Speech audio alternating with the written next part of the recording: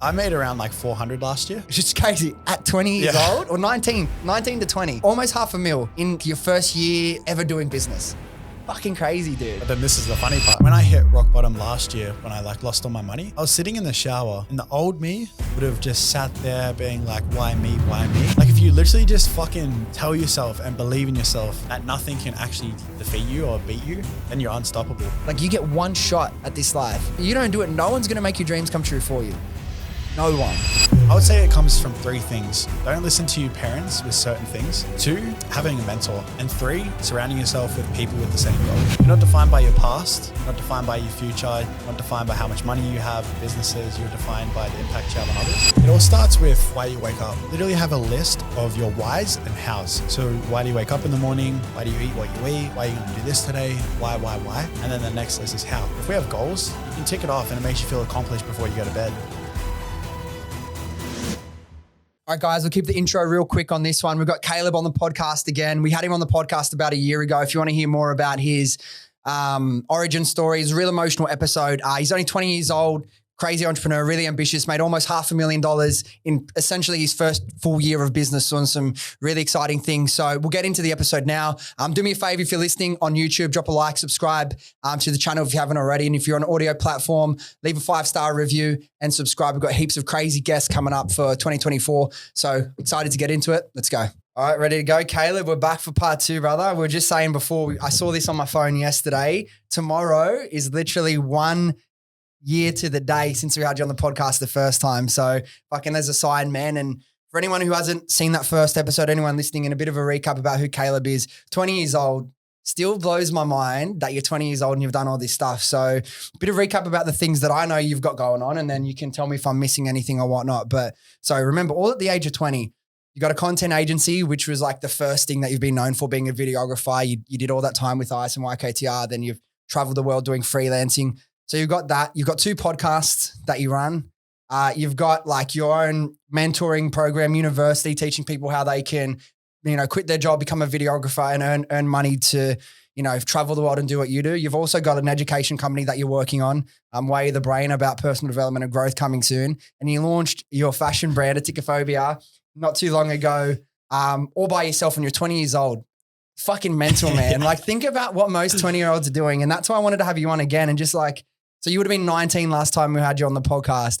Yeah. The shit you're doing and like how far you've grown at such a young age, bro, is crazy. And like, I feel like from where you've come and what you've gone through, it makes sense. You should have a bit of a chip on your shoulder. You should have a point to prove. And you're using all that shit as motivation, right? Yeah, 100%. So give us like a recap of like, I've got a bunch of things I want to talk to you about. We'll get through all them. But yeah, give us a bit of a recap. Obviously that you've got a lot going on.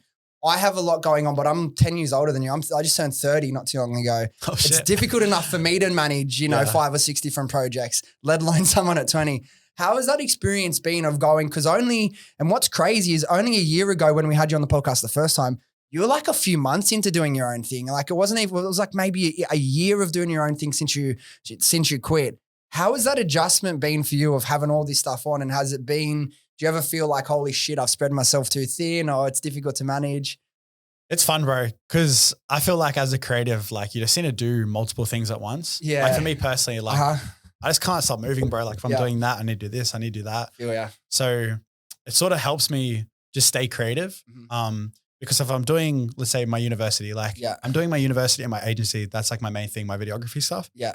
Then if I'm done with that, I go into my clothing. Mm-hmm. When I'm done with my clothing, I'll do my podcast on the side to keep learning and stuff like that.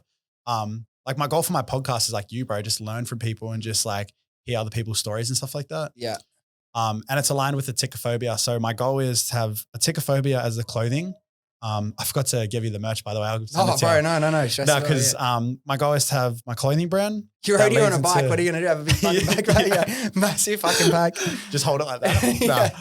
No. Just wear 3 layers coming in. Sorry, bro. It's a bit sweaty, but this one's for you. Oh, sorry. That's not yours. This is yours. No, but yeah. So the goal is to have Aytichiaphobia as the clothing. Have the Aytichiaphobia podcast. Yeah. Have a Aytichiaphobia clothing brand course when I hit like over 500K, which would be mad. And then have Aytichiaphobia mindset. Yeah. So for those that don't know what Aytichiaphobia is or what it means, what does it mean? Fear of failure. Yeah. And why was that something for you that was such a big theme in your life that you decided to build everything you do around that phrase, that word? Just because I saw it on TikTok, I literally saw the word Aytichiaphobia. I was like, what does this mean? And it said fear of failure. And I was like, holy shit, like fear of failure was holding me back for so long. So now it's like, if I can change the perception on fear of failure as I fear failure as like, I want to win, I can't fail. Yeah. That's the sort of way I want to put it. But I want people to imagine it in their own sort of way. Well, what do you say with like to the people as well? And like, where's your view on, you know, like failure, like having a fear of failure actually for you, the fear of failure might motivate you. But for a lot of people, the fear of failure stops them from actually doing anything. And as you would know, with all these different businesses you've created, it's not like every time you start a new business, day one, fucking 100K, easy money. Like there's going to be things that you have to fuck up and learn and get better. And like, do you understand that failure is part of the process? And how do you feel about failing in an effort to just keep getting better and improving and moving forward? Yeah, 100%. Like I went through both. That's why I've done it too. Because like growing up, I always had that fear of failure. And I reckon that's what held me back with footy as well. Just the thought of like never being good enough. You know what I mean? Yeah. But now I've just changed it. Like I believe that we all have our own thoughts. And if you can change your perception or perspective, then you can see it in your own way. For sure. I want to ask you as well, like it's been a whole year since we've had you on the podcast. That was a fun time. We talked about kind of your origin story and all of that. A year is a long time when you're 20 and you've got your own business and you're not just plugged into the standard 9 to 5. How would you say you've changed? Like what's the biggest way you've changed in the last year? You seem a lot calmer. Yeah. To me, you seem calmer. Like you're still in a process, but to me, you seem a lot more kind of grounded in who you are. Yeah. Cause I actually wanted to tell you this. So I made around like 400 last year. Yeah. It's just crazy. At 20 years old or 19 to 20, almost $500,000 in like your first year ever doing business. Fucking crazy, dude. But then this is the funny part. Yeah. Where'd that money go? Yeah. See, that's the lesson, right? I didn't know about like tax. I didn't know where to put my money. I didn't know how to invest it. Yeah. Dude, I looked back at it because it was around August. Yeah. I literally hit fucking minus 7K. I was like, how have I done this? Big lesson, right? Like, how have I fucked this so bad? Yeah. And then I was actually like low-key getting fucking depressed and shit again. I was like, holy shit. Like I've made all this money and I've just spent it on like traveling and trying to look cool and shit. Yeah. See, what do you put it down to? Like the tax thing is a lesson that a lot of people get stuck with a lot older than you. That hit me hard. That actually made me feel sick. Because how was your business set up? Was it just like a sole trader? And so everything you earn is like someone's wage? Now I've got the two business companies. You've got the company, separate company set up. Yeah. So that's obviously a clear lesson, but talk to me more about that other stuff. Cause I saw it like, but it's also cool. I don't think there's any problem with it. Like obviously you would have liked to save at least $100,000, you know what I mean? from earning all that. But like you're a young kid, you're fucking traveling around the world, driving Lamborghinis, fucking doing this cool shit.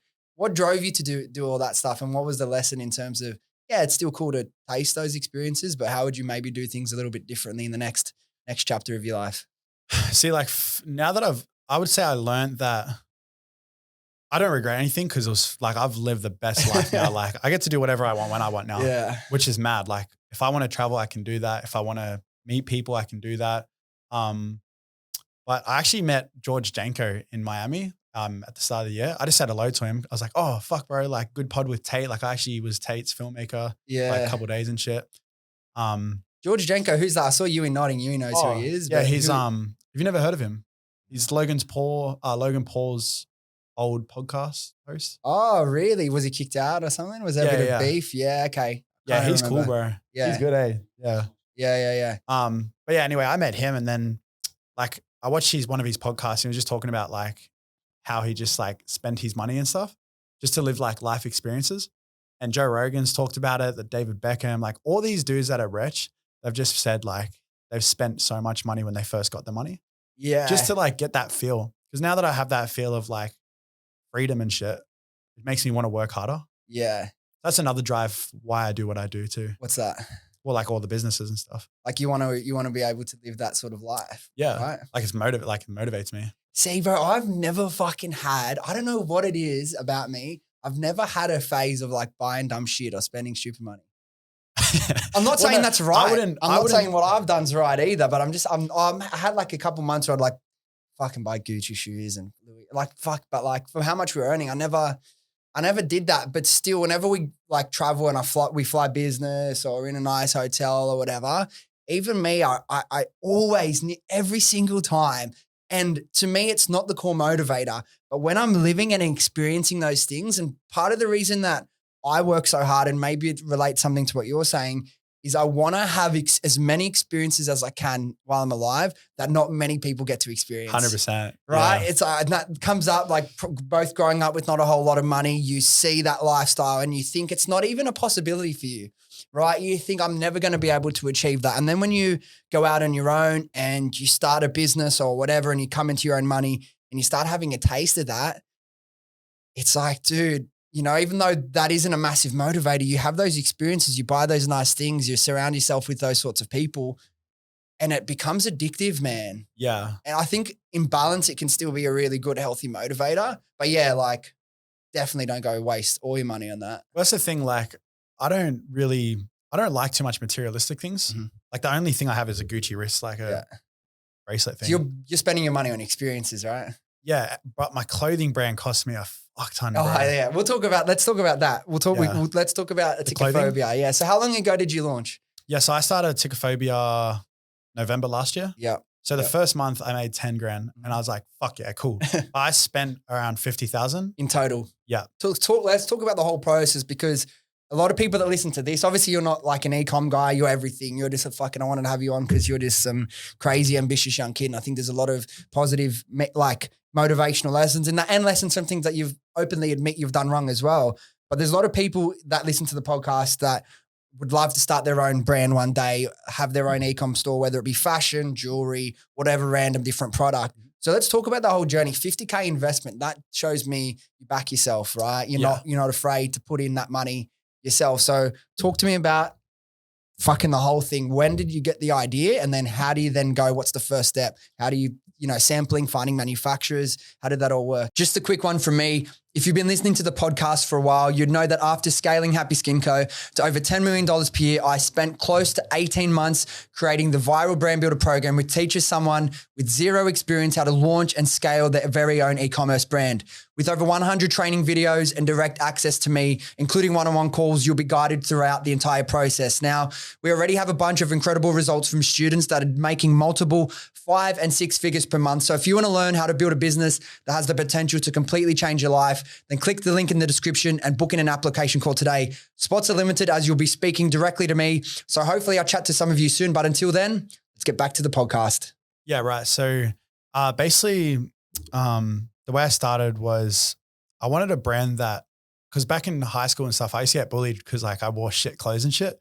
I didn't know fashion. I remember you told me as well, like when you walked into YKTR, or was it when you met like, what are you fucking wearing? Yeah, bro. So I literally made my brand just so I could wear my own clothes. Yeah. So I wear my own clothes anywhere. Yeah. Besides today, I wore this shirt, but these are my pants and stuff like that. Yeah. But the start was I was trying to figure out what is cool, like what is in fashion, but what would I wear? Because at the end of the day, like I'm going to be wearing it, so I want to look cool. Yeah. So I thought, how can I stand out from the crowd where my clothes just look like they're just a vibe? Like you walk past and you're like, oh, that's Aytichiaphobia. That's cool. And then they're sort of known for like that entrepreneur sort of mindset. So you launched in November. When did you start like ordering samples or sketching up designs and stuff? I started right after a couple of weeks after our podcast. So you launched in like 7 months or something like that? Yeah, I'll tell you why it took so long. That's not too bad for a fashion brand, man. 7 months. Yui, how long did it take you to launch your business? 2 years. How long I've been working on the fashion brand? Fucking 3 years, bro. Oh, really? Yeah, but it's not been the first priority. I've got obviously a lot of things on, but it's now very quickly becoming a high priority. But yeah, see, 7 months is not that bad at all, is what I'm saying. But I just send it, bro. So like when I first talked to you, I told you about Aytichiaphobia, but I didn't know like I was actually what it was going to be. Yeah. So I basically drew up the designs. I was going for the essential vibe because I love essentials. I was like, shit, I might just like sort of do what they do, same feel, basically the same look. Hey, model what works. It's fucking very. Well, I was looking at all the like high-end brands like Represent and all that. They all copy each other. So I was like, shit, okay, I want the staple piece just to be like safe. Yeah. Which was the piece I have now, just white and black. White and black hoodie. Did you have tees as well? White, black hoodies, tees and cargos, yeah? Yeah. So the whole vibe is monochrome as well. So when I started it, I thought, okay, I used to see my life as black and white. So that's why I'm going to call it monochrome. So all the drops, if you see, it would be like midnight black and stuff. Cause like midnight was when you're most sad and shit or the most creative and stuff. So What do you mean by that? That's really interesting. I used to see my life in black like and white. monochrome. Well, like now I see colors, bro. Like now that I'm like happy and shit. Like I've got like a sense of like purpose and shit. But when I didn't have purpose, everything was just tunnel vision, black and white. I hate everything. I hate You're life. living in survival mode, hey? Yeah. Yeah. So now that I've escaped that, I want people that are in that monochrome sort of feeling that it's black and white, that they can make it out too. And people that are listening, have a look. The way you approach the brand and all the branding and your website and everything is extremely different to most people would Did you like the intro? approach it. Did you see Yeah, it? yeah. It's not set up in the traditional way like an e-com store would be. It's very much design and emotion first, right? It's an experience, even everything. Anytime you land on your website or your Instagram, it's very different. Where did all those ideas come from? We spoke about this before, like your brain's like just got unlimited creativity and sometimes it's a great thing and sometimes you fucking don't sleep because of it, right? Yeah. I was going to say, so with my new tactic is just focus on our community. Like I don't really care about making that money back because I've sort of fucked it anyway. Yeah. So right now I just want to focus on community. So I've literally got about 12 to 20 vlogs already sorted, like all my ideas. So I'm going to do fortnightly vlogs. And I basically just want my campaigns to be like a movie sort of vibe. Yeah, that's cool. So I don't know if you saw my intro, but I basically like copied the Netflix intro, but it says Aytichiaphobia. Yeah. So that's how it starts the vlog. But yeah, I'm just focusing on community because if you don't have a community, then who are you selling to? So I just want to focus on getting at least 100 loyal people that fuck with me because 100 is all you need to I'm sure you'd probably already, how many followers do you have now, by the way? Oh, dude, I've dropped down I lost around like 5,000 followers. Still fucking like. I got 83 or something like that. Yeah. I'm sure you can find 100 people from 80,000. It's hard though because clothing's so separate from like my personal brand. It is. Like my first month. That's why you got to integrate everything you do, right? Yeah.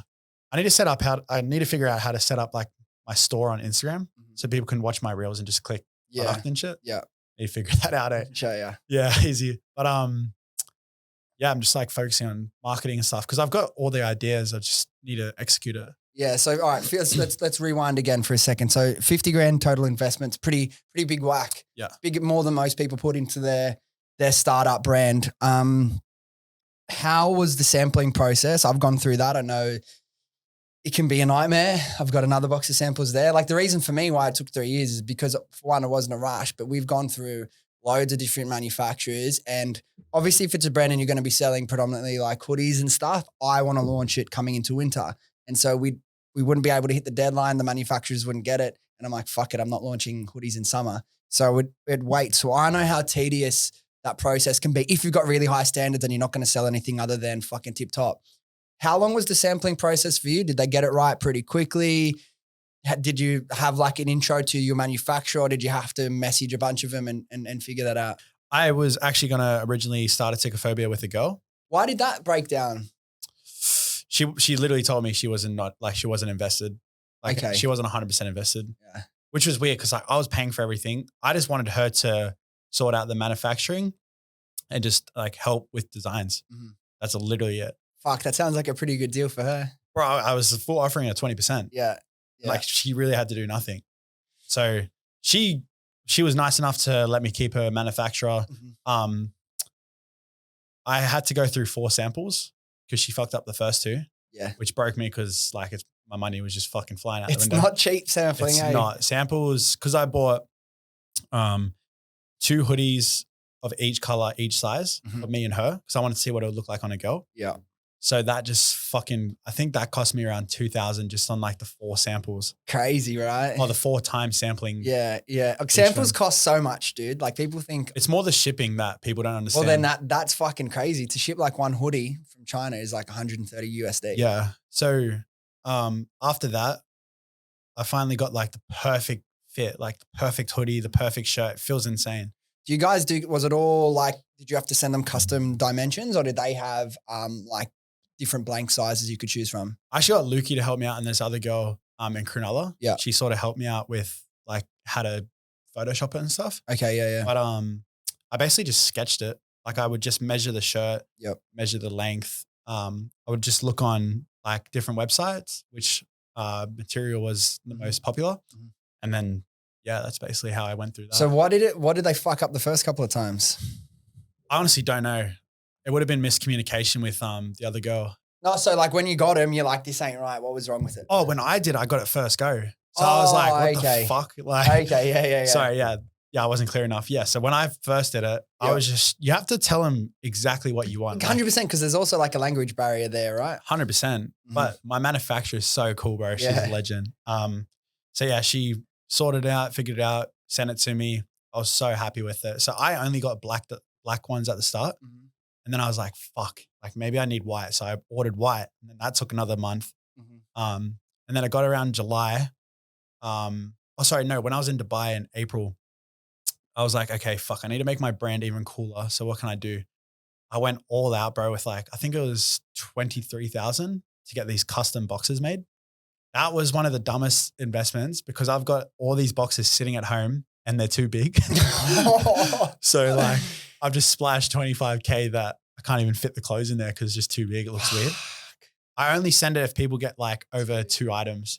See, bro, that's why like I'm so glad like you just fucking be honest with the things that work and things that don't work to save people that. Like you think you're doing the right thing and you're like, I'm going to perfect every detail. And that like doing those sort of things is great. But at the same time, MVP, what do you just need to launch? And like you're always going to incrementally improve things, right? 100%. So now you're sitting on 25K worth of boxes that are almost unusable. How many did you have to order? Oh, I think I've got about 700 boxes. Yeah. In boxes.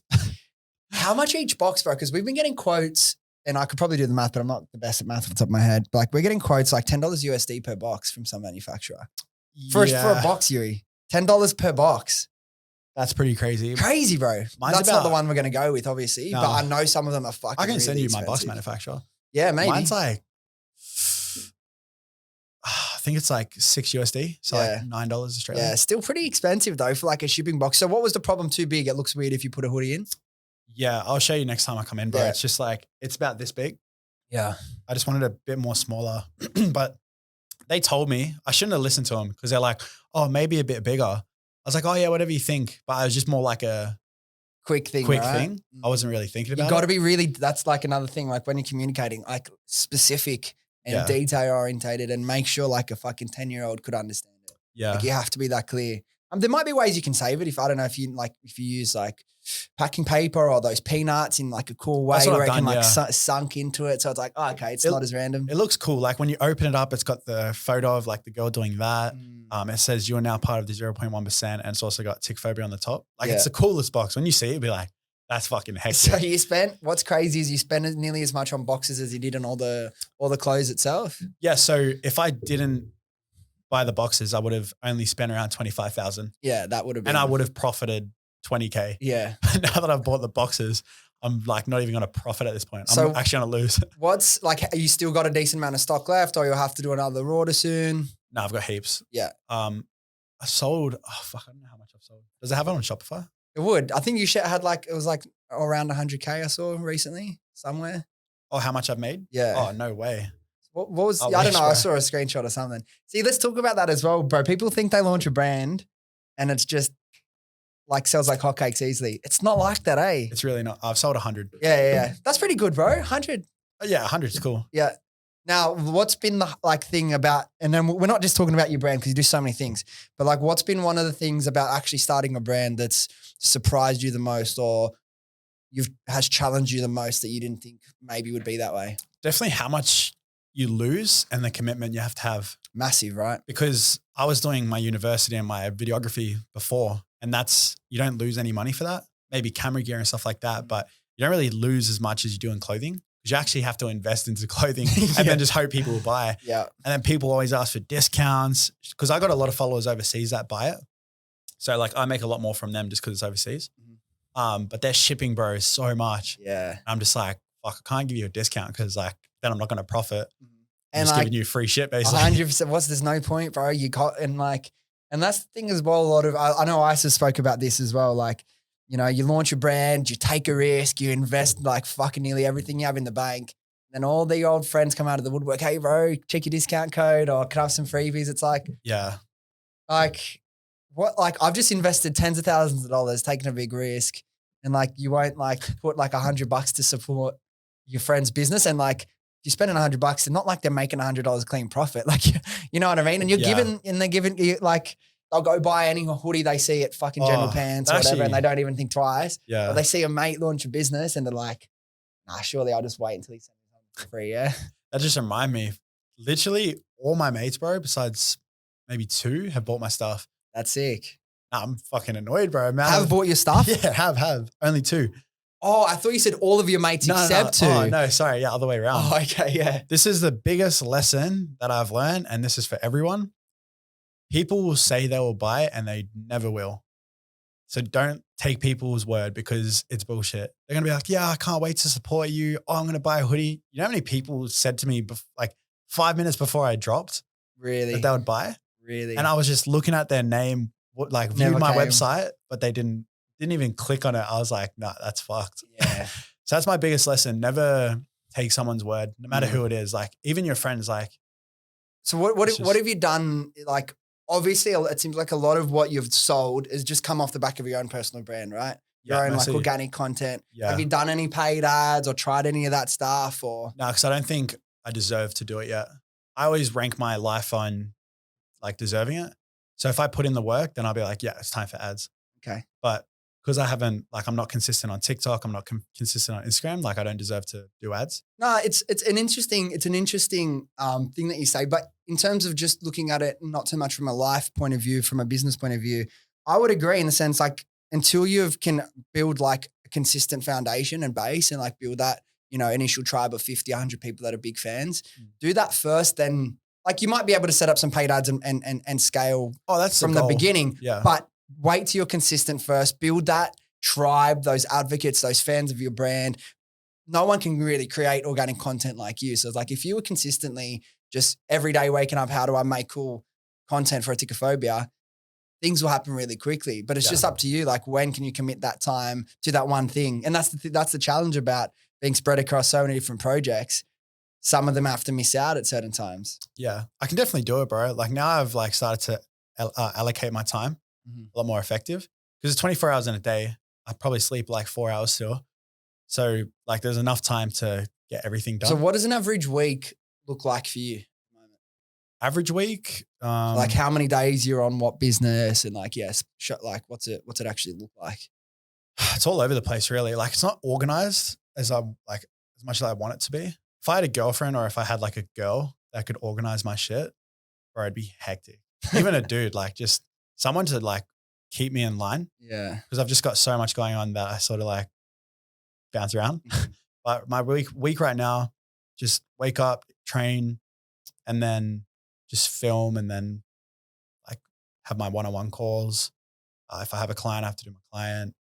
It's really random, bro. Like, I don't know. Yeah, every day. I'm just trying to paint the picture for people that like want to insight into what it's like, okay, if I go quit my job and what I'm actually going to be doing. But like, so where do you think out of all the projects you're working on, what's taking up the most time? Is it like the Travelpreneur, like your university? Yeah, my university would you say that's like your main business? Yeah, just because you have to actually, like I genuinely help people out.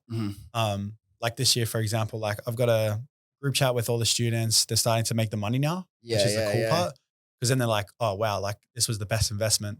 Because that's like the main goal. Like you don't want them to just feel like you've just wasted their money. Yeah. So my main goal is to make sure like they just listen and make the money. And then there's another struggle where it's like, if they don't do it, like I don't have to do it, but I always message and be like, yo, you need to start doing shit. Yeah. Like, what's your problem? Like, you're gonna make me look bad. That's the thing, bro. Yeah. Like you can lead it. Like what's the saying? You can lead a camel to water, but you can't make him drink. Yeah. Why? I want to talk more about that because I think it's a really interesting business model, right? It's like, why do you think so many people will say, I've got these big dreams. I've got these really big goals. I'm going to go do this. I'm going to start this business. I'm going to start this side hustle. I'm going to start a YouTube channel. I'm going to start making content. I'm going to do all these things.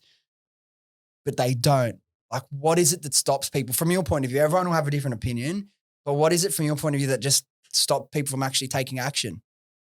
Fear of failure.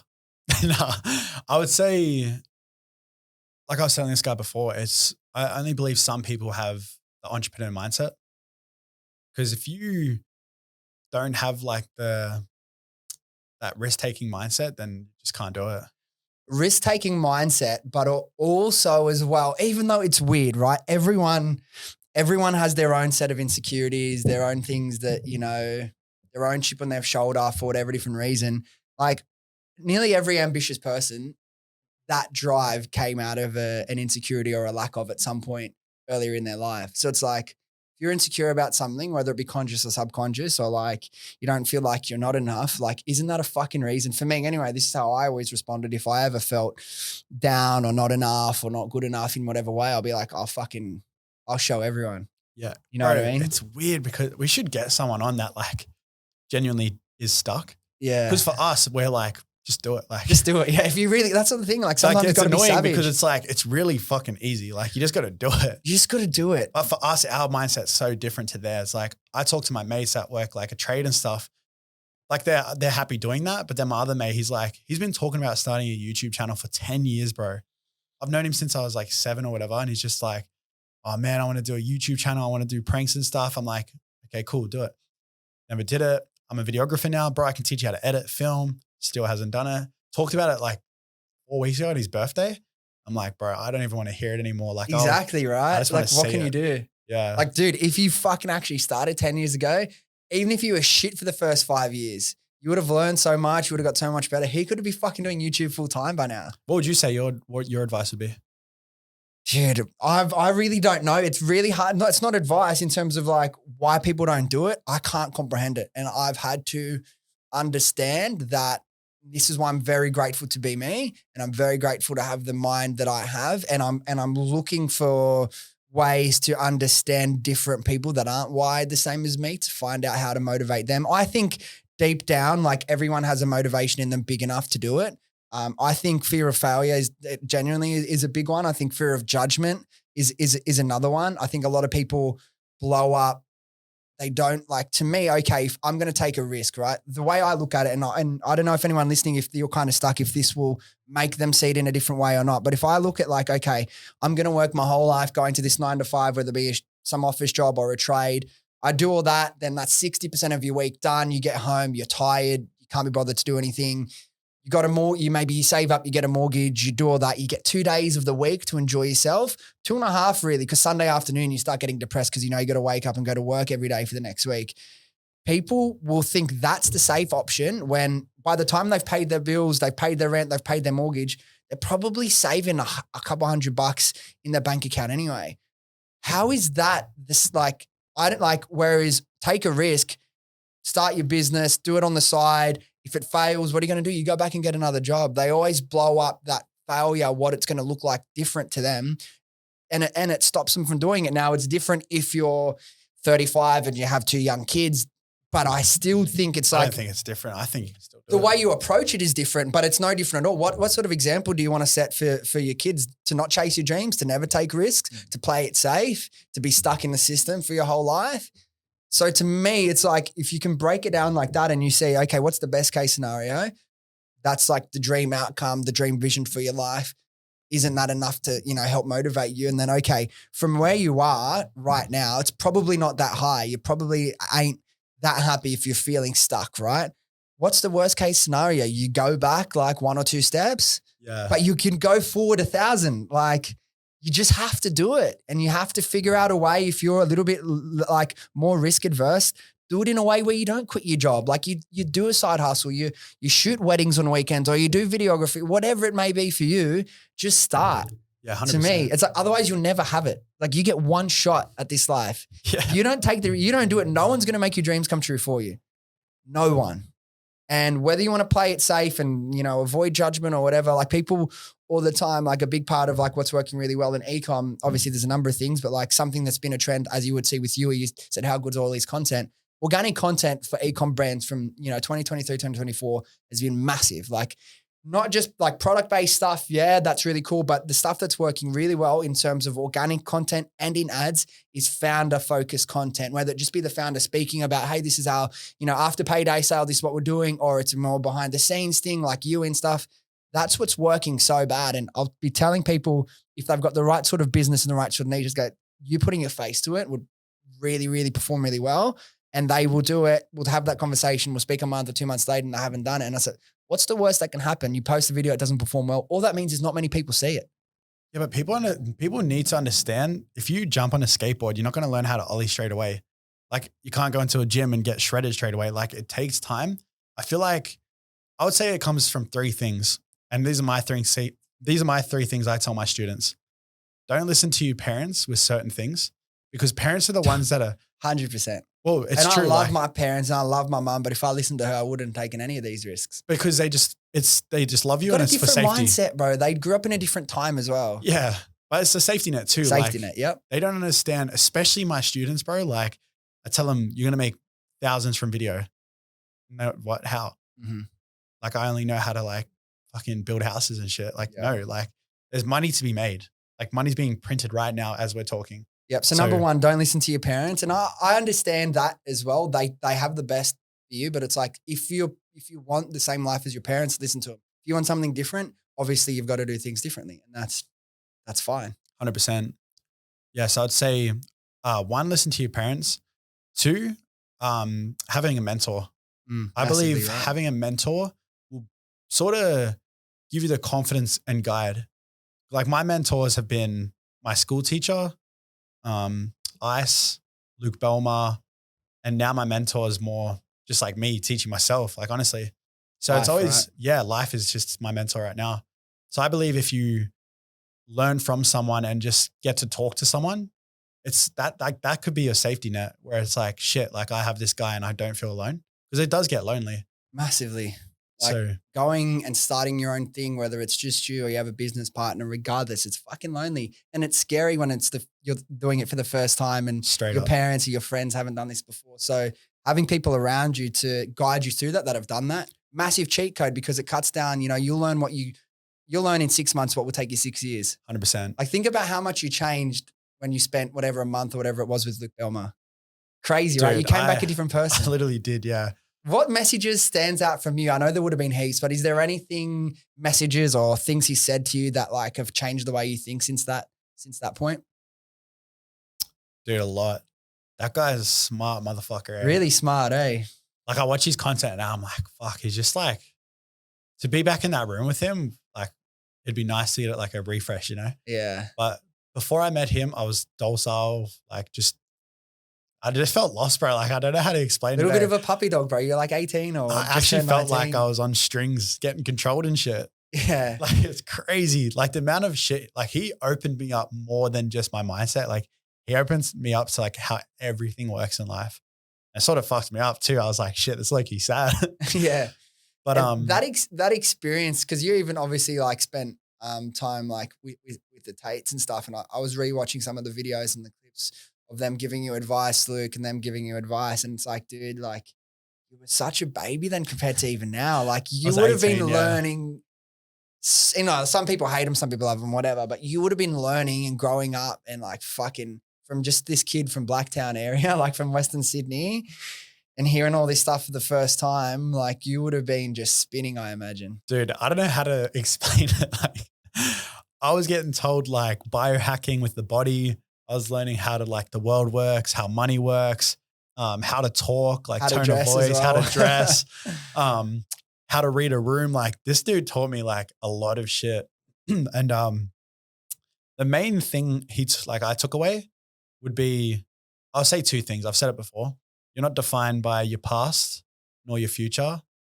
You're not defined by your past. You're not defined by your future. You're not defined by how much money you have, the businesses. You're defined by the impact you have on others. And I took that in. I was like, damn, I told this guy like my purpose is to share my story. Like I told him when I go back home, like I'm going to share my story. And he basically— That was before you had really spoken, like obviously. Yeah, I didn't. So I was like, bro, I didn't open up till like, around when I met him. Because he gave me that confidence to be like, fuck it. Like who gives a shit, But Crazy. Yeah, that was his first piece of advice. And then the second one is being a walking Lamborghini. So his brother, Nate, is just shredded as like fucking sexy cunt. Where are they from? Like Spain. Spanish, yeah. Spanish, cool. So Nate's just this fucking sexy god looking like dude. And he just took his shirt off and he was literally, where were we? I think we were in Budapest in Hungary. So he's just walking around with his shirt off. Didn't give a fuck, bro. Everyone's staring at him and shit. I literally had the camera on like chicks' reactions and dudes' reactions and everyone's just looking at him. And he just said to me, he's like, Caleb, this is my one advice. You're fat right now. You need to be a walking Lamborghini. Wow. He's like, when you walk into a room, you smell the best, you look the best, you dress the best, you've got the best physique, you've got the best smile, you got the best confidence. Like you just have to be the best at everything and you'll gain respect without even having to speak. And I was like, damn, that's so true. Like now when I walk into a room, I feel like I bring a fucking, what's the word? Aura or Aura, yeah. Yeah. Like I bring an aura to a room because I just know how to talk to people now. Like I can talk to anyone and make them feel happy or motivated or whatever. And isn't that crazy? It's like, I feel like that in today's day and age, there'll be a lot of people that'll try and be like, you know, toxic masculinity and throw that shit around. Well, there's a difference. There's ego and then there's like. But it's like, it's just stupid because like, what's the alternative? You want people to be depressed, losers, fat, out of shape, unhappy. Like there's nothing wrong with the young person, male or female, but obviously I can only speak from the male experience. Like, bro, think about me. I was red hair, freckles, skinny kid. I could have become, no joke, I could have went a completely different way, right? I wasn't the best looking kid, but like, so what I started doing, I started going to the gym and at least I had a body. Then you grow up and like you get a beard and you learn how to dress and you learn how to speak and you get confident. You build yourself up step by step by step, brick by brick until you're this fucking completely different person. And like, you think that's a bad thing? I think guys should be motivated by stuff like that. 100%. You know what I mean? That's the way to get change. And then what I've gone through now, like as you get older, you see things for what they are and your reasoning and motivations change, but it's a means to an end, right? You got to find you're into that. So that's a really good second point. And have we got to the third point of what you tell students? The first one was don't listen to your parents. The second one, I'd say friends and family. Let's just keep that as number one. So friends and family, number one, don't listen to them. 2 was having a mentor. And 3, surrounding yourself with people with the same goal. So if I'm hanging out with people that are creative, guess what? I'm going to be more creative. If I'm hanging out with people that want to do drugs and party each weekend, what am I going to do? Drugs and party every weekend. And I have this conversation with a lot of people. Like, for example, one of my students is from Italy. I had a call with him this morning before I was here. He's now made over $1,000 in the past month. And he's just getting better and better at videography. And then there's other kid where he just doesn't film. He always has excuses and he's always partying. I'm just like, bro, this is literally why you are where you are. So I just tell him, you need to surround yourself with better people. That's literally it. Like I hang out with Jason Robinson, who's a videographer.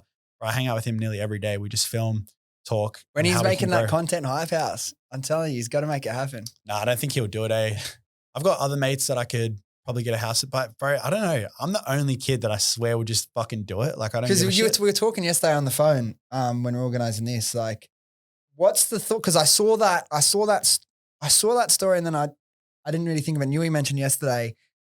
I don't know how it came up.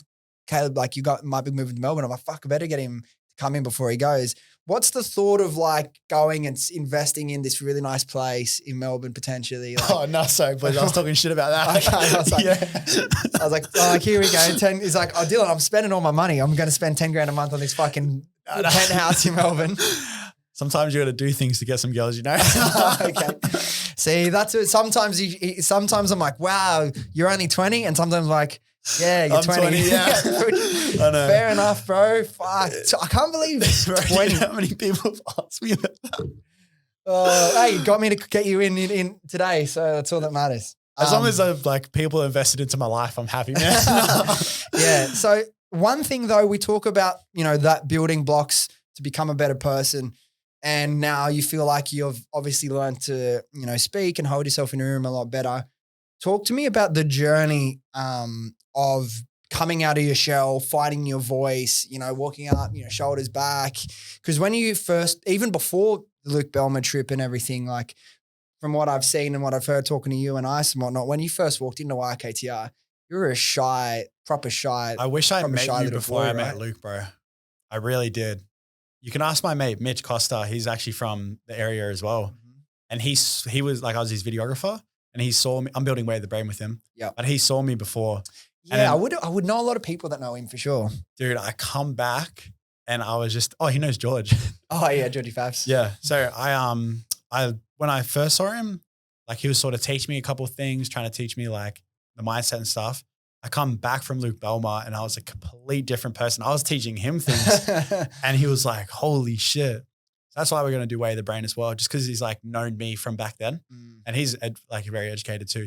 So how do you think, so by the time you left YKTR and went out on your own, do you feel like you were still, obviously compared to where you are now, you were still shy, like guarded, shy? Now, honestly, the moment I left YKTR, I feel like I just got this massive confidence boost.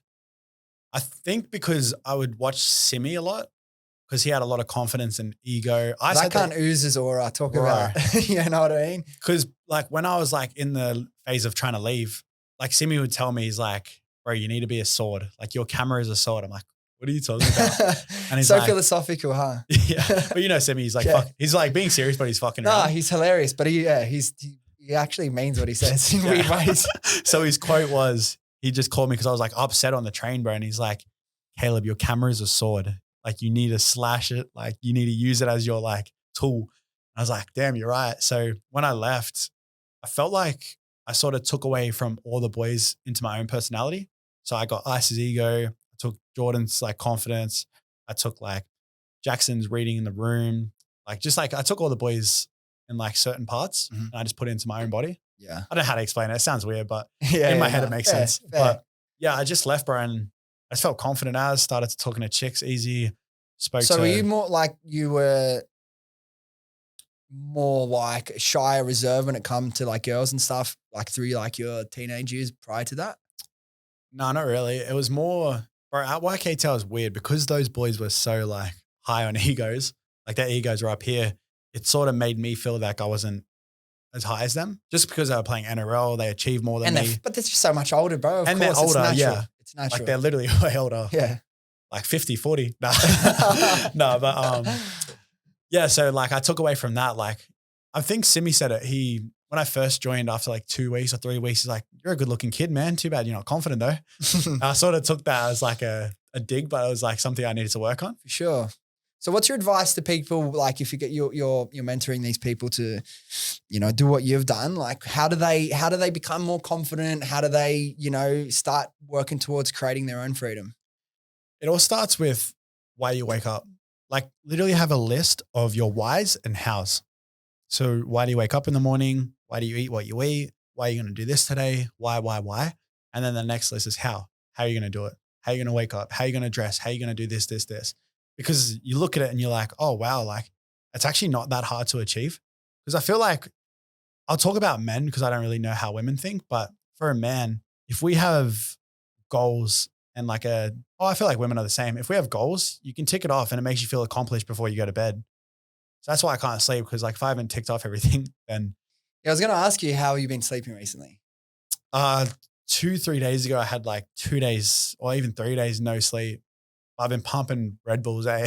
It's not good, bro. I know people that like pump Red Bulls in their early 20s and have had heart attacks and shit. So be careful. If I lived a good life, man, if I die with a smile, that's all that matters. Yeah, but then let's go back to what you said before. Like the only thing that matters is the impact you have on others. How do you impact others if you're not here? See, the weird thing, bro, I believe I'll have a bigger impact if I die. No, I disagree.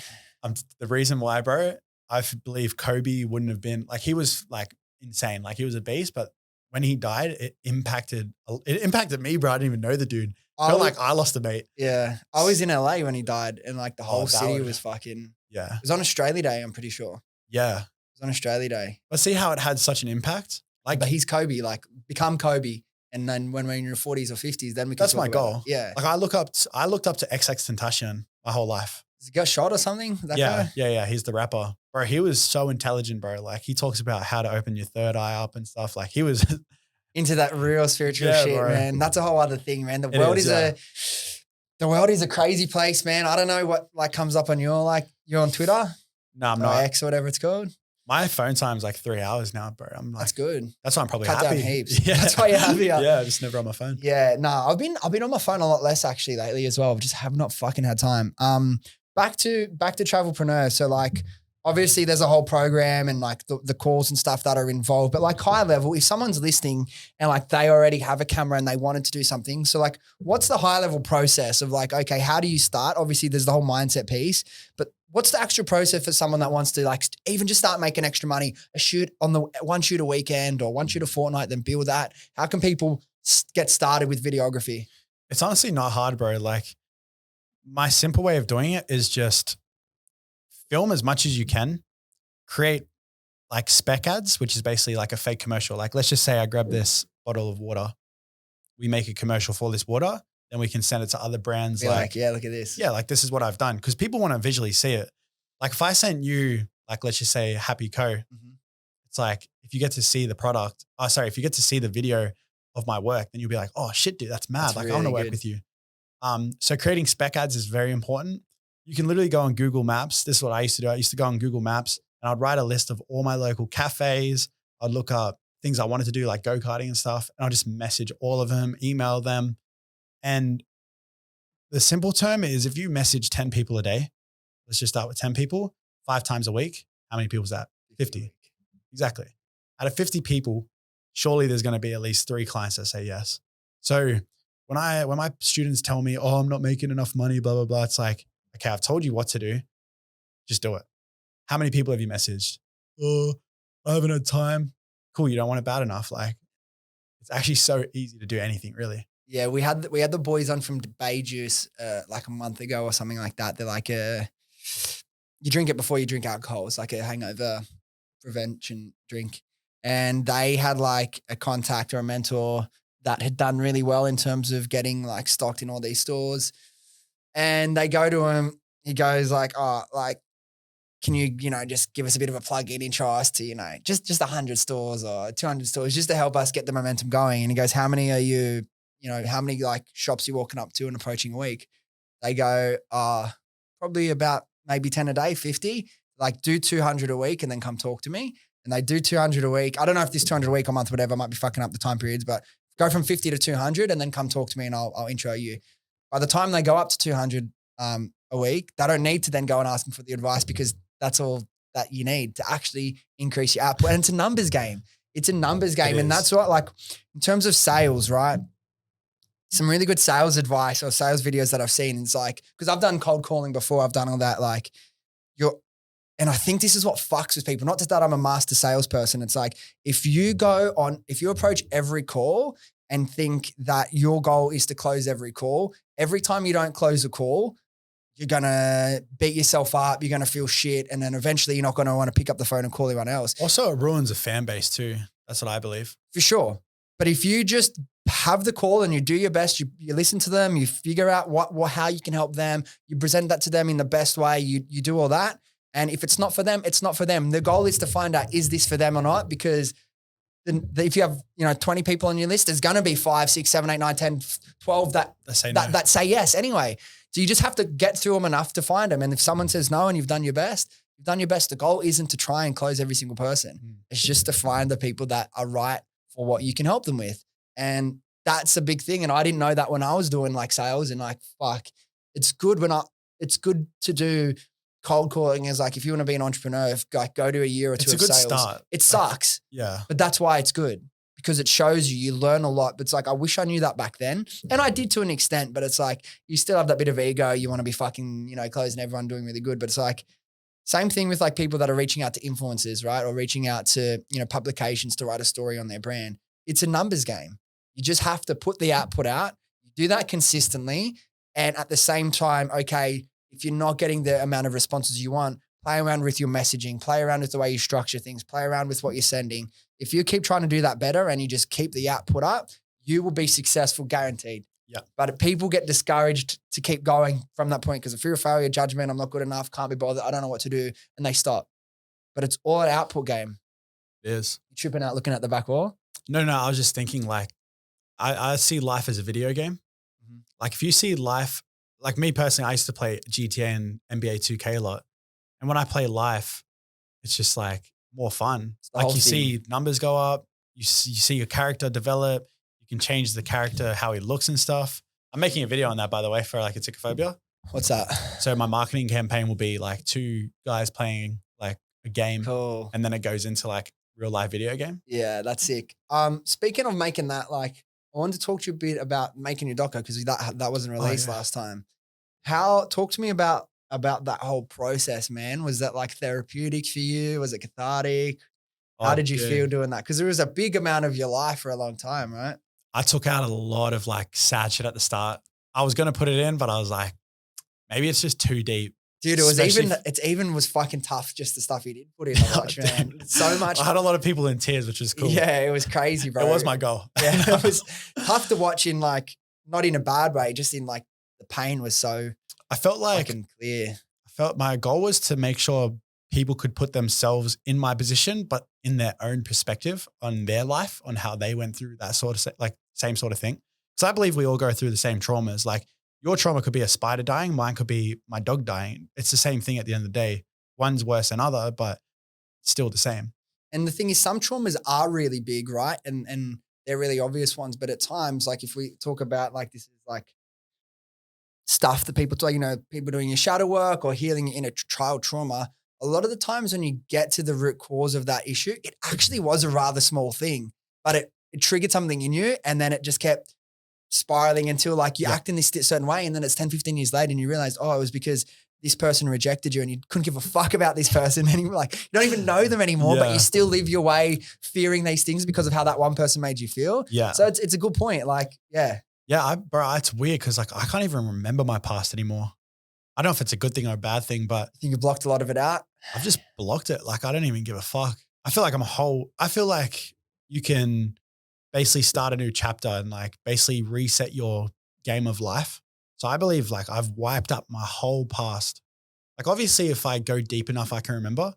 I remember when I was in America and I was trying to tell Mariana's family about my life. I couldn't even remember what I fucking went through, bro.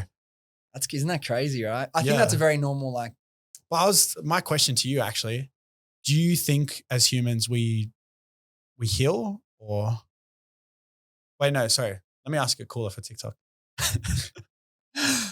Do you think humans genuinely heal? Is that a good way to ask it? I think we learn to live with it. Yeah. I don't know about heal. Like I agree. I just think you move beyond things and the things that used to bother you don't bother you as you grow up in your age and you go through different phases of life and different chapters. I feel like this is just me speaking personally. This isn't something I've thought about before. The things that bothered me a year ago don't bother me today. Do you know what I mean? So yeah, man, it's a really interesting question. What do you think? You think people don't really heal? I don't think we heal. What does heal mean? Well, like let's go back a bit. Like if you think people saying like, I'm going to heal my inner self, I'm going to do this, this, this. I believe when I was talking about my past, it actually made me a lot worse because I'm thinking about it. That's a really good point. The people that I hear here, okay, this is where we'll go with this. People that I hear about talking about healing or their inner child trauma, oh my God, I'm healing. That, bro, you just can, and I know, and this is like I'm not a psychologist, but the people that do that, and I hear them talking about it all the time, they're the ones that are always fucking crying. They're the ones that are always fucking upset because they're reliving it over and over. I think you reconcile with it in the moment. Does that still affect you? Yes, no, move on. I don't let myself, anything that I know, unless it's constructive and there's a lesson in it for me, if there's anything that pops into my head that's going to make me doubt myself, that's going to make me insecure, that's going to bring up negative emotions for no reason, I will just not go there. Why? Why would I go there? I just think about the positive things, right? I only focus on the positive. I only focus on what I can control. And it goes back to what you said about Luke as well. Like you can't control your past. Like why be defined by it? Like right now can be the start of a new chapter if you decide. And that's the way I choose to live my life. I always choose to make my decisions and how I feel based on right now in the future and where I want to go and who I want to be. If I feel stuck, I look to the future. Who do I want to be? Get really clear on that. Does that motivate me? Yes, it does. And that's the way I move forward. I'm not the type of person, and I think there's things that I need to learn and grow. I'm not the type of person that goes back and sits with old pains and traumas because I just think there's for me anyway, approaching it from that way isn't the best way for me to do it. I know some people think you need to go back and relive in it, but I would agree, like with what you said, if I did that, I think it would make me worse. I wrote this quote when I was at the gym the other day because I was just thinking about like, do we actually heal? Because I saw the question come up, and I basically wrote down. Let me find it because I want to make sure I say it right. I would say though, I would argue a lot of people would say yes. A lot of people do, but it's like it's fine. Like it's their perspective, but Like I would just say, you don't heal, you just become, you just are. You know what I mean? I can't find it. But it was basically something like living in your past is wasting your present time. It is. Like, why would you waste the moment you have right now when this can go? Like, let's just say, for example, I'm 20 now. I want to be I want to be back 18 again because I loved being 18. But then it's like you're 30, you want to be 20. When you're 40, you want to be 30. Like we never actually like a lot of people don't live in the present moment, and that's what wastes time. Because the 24 hours in a day, if you're spending, well, for me, for example, I used to spend probably 6 hours of my day thinking about my past and how bad it was when it wasn't really that bad. Yes, I went through some fucked up shit, but there's always someone that's going through worse. We have a roof over our head. Like you have to see more of the grateful things. So instead of seeing all the negatives, oh, my freaking dad died or something, right? What are the something positive out of that? You had great time with your dad. You got to live a good life with your dad. If you had a bad time, well, then it's maybe a good thing that he's gone. Like it's just all how you see it. So I believe I don't think we ever heal. I think if you live in the past, it's just wasting the present moment's time. And yeah, you just got to keep moving forward, really. What do you do? Because obviously, and like for anyone interested, like go back and watch the first episode we did with you. It was about a year ago. My nan passed away like 2 weeks before, remember? Yeah. And I was like, I was in your documentary as well. Yeah, it was. Yeah. Because I was emotional when I hopped on your podcast because so much was going on during that time. Like, remember I had 6 staff. They're all gone now, doing everything alone. I make less money, but it's more profit. So it's like making more money. Way smarter. Yeah. 100%. How do you like navigate like your relationship to like mental health now? Like what's the main things you do to help yourself feeling good? So like not going back and constantly thinking about the trauma in the past. That's something that you've realized, hey, it's probably better for me to not focus and waste my time focusing on the past. But are there any other things that you do to try and like feel good as often as you can? That's a good question, bro, because I've been thinking that a lot recently. So when I hit rock bottom last year, when I like lost all my money, I was sitting in the shower and the old me would have just sat there being like, why me? Why me? Bro, now I literally start laughing. I'm like, fucking try me. I literally go in my car. Well, now that I've got a bike, I'll just fucking flog it. But I'll just sit in my car and it sounds so weird, but I just sit there and I'm like, I'm the fucking greatest. Nothing can beat me. And I sit there fucking hitting my chest and shit. Fuck yeah. I'm like, I'm the fucking best. Try me, cunt. Try me. So like full on like affirmations in your own way. Yeah, it just motivates me because it sounds so weird from the outside. But man, when you do it, that's fucking very normal. That's like Tony Robbins shit. Yeah. Like if you literally just fucking tell yourself and believe in yourself that nothing can actually defeat you or beat you, then you're unstoppable. Like I believe that no one's better than me. I believe that obviously people are better than me, but to myself, I'm the best. Yeah, I feel the same. It's delusional. You got like, I think an element of, there's a spider crawling up the wall, by the way. That's what I keep looking at. I think having an element of like delusion, not so much like delusion, but like, I feel like everyone should feel like they're the best in a way. Not the best as in better than, but just like fucking, if you don't feel like you're the best, then what are you doing? But that's the funny thing.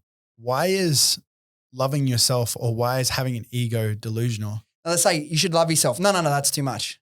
So what do you want?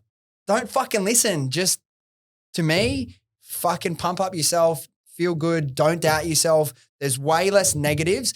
I would rather you go and be too confident, have too much belief in yourself, be maybe slightly a little bit arrogant, than be someone who is crippled with self-doubt, overthinks everything they're going to do, doesn't put themselves in situations to make things happen. Because if your starting point is too confident, then as you get older and you mature, you can start to realize, hey, how I can smooth off some of these rough edges and maybe be a little bit more giving or humble or whatever, if that's necessary. But like for most people, they need to be going way more confident as their starting point, not less. So I think that's a good point. One last topic we'll finish up on and then we'll wrap up. Obviously, like you've created fucking heaps of like ultra viral content. Now, the way you do it is different to the way a lot of other people do it. Yours is like very cinematic stuff. So unless you're a videographer or you understand that stuff, it may be harder to recreate. But just as like a piece of advice or like what you think makes like good viral content, what would you say that is? It's three things. It's valuable, relatable, and high quality. And a bit of authenticity.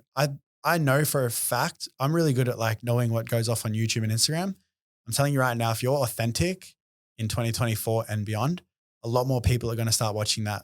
Like the Mr. Beast content is going to die off very soon. And it's just going to be people like Sam Sulik, for example, because people want to see real shit because everything is fake right now. Everything is distractions and people are starting to notice that. So if you're real and you're not talking shit, you will get a lot more fans and it'll be loyal fans too because they feel like they're in the room with you. So if you can make people feel like they're with you and they're a part of you, that's where the viral content comes. Like my reel, like my last reel got 700,000 views. And it's like, and to your point of like authenticity, the videos where you're most vulnerable often perform best out of everything. Yeah. I'm going to change up my content soon to do more like, because that was like last year. I want to change it to more motivational now and like more inspirational, which it was before. But it still is like, because through every darkness there is light, right? Exactly. But I just want to show like that was the old me and now you get to see me just literally my life's a TV show. So what was those 4 points again? Just Yep. So, you need relatable content, high quality content, and what was the last one? Fuck. There was something before authentic.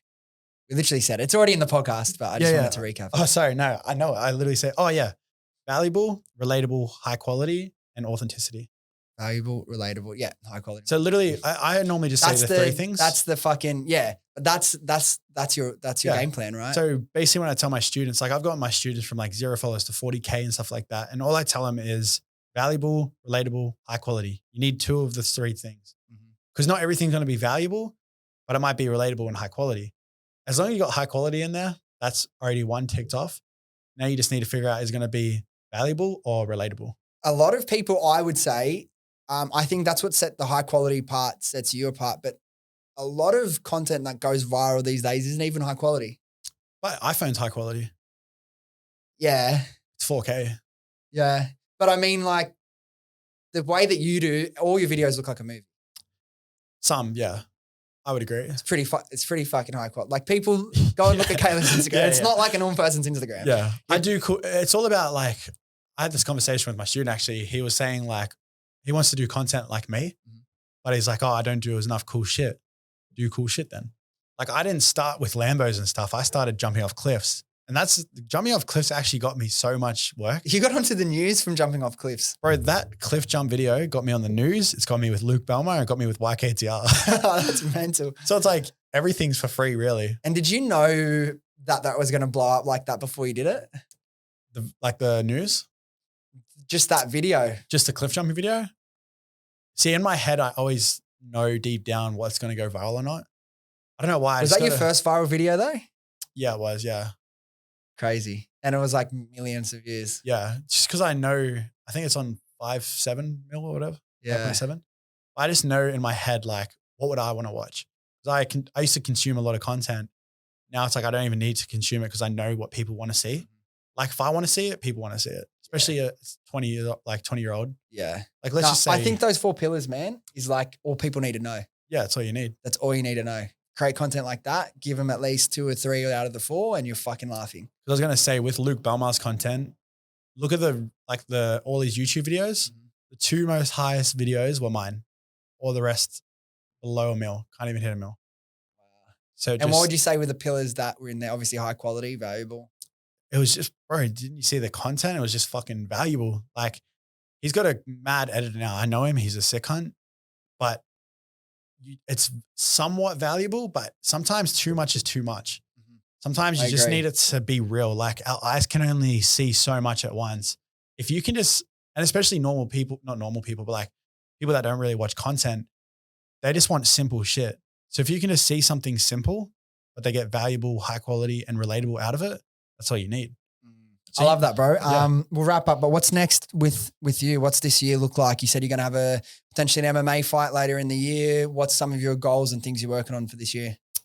Yeah, my goal is just to stay proud of myself, like search for pride, not happiness. Just make sure I'm always proud of myself each day, make sure my family's proud of me and make sure my friends are proud of me. I want to do a fight for sure. Like I'm keen for that and just keep inspiring really. I love it, bro. And where's the best place for people to find you, any of your brands, podcasts, all that sort of stuff? Yeah, just caleb.coroneos, YouTube, Instagram, TikTok. There we go, brother. Thanks again, man. Maybe exactly a year from today. Maybe we should do it every year. I know, hey, it's tradition. Thank you, bro. Really proud of you, bro. You've done some amazing things, obviously, like for a 20-year-old, as I said, fucking absolutely next level stuff. And it's okay to still be a 20-year-old and fuck up some shit, bro. That's normal. So yeah, each year maybe a little bit less fuck ups and more, yeah, but once, it's part of the process. So I love it, bro. We'll leave it there. Let's go. All right, guys, thank you so much for listening. If you enjoyed this episode or you got something out of it, do yourself a favor, do me a favor, do your friends a favor and share this with them and they can come along on this journey with us. Thanks again and I'll see you next time.